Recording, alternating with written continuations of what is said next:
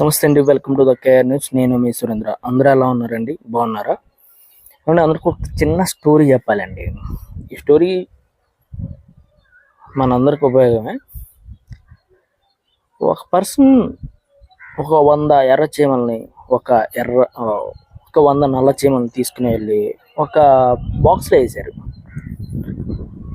ఆ బాక్స్లో వేస్తే ఎర్ర చీమ ఏమో నల్ల చీమనేమో శత్రువు అనుకుంది, నల్ల చీమ ఏమో ఎర్ర చీమ శత్రువు అనుకున్నాయి. అవి రెండు కొట్లాడి పడ్డాయి అన్నమాట. ఈ చీమలు గ్రహించాల్సింది ఏంటంటే, మా ఇద్దరిని ఎవరు తీసుకుని వచ్చి దీంట్లో వేశారు అనేది గ్రహించలే.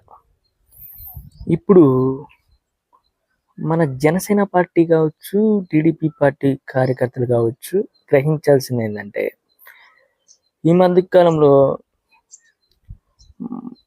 పొత్తులో భాగంగా మన ఇద్దరం గొడవ పడతా ఉన్నాం కొన్నిసార్లు.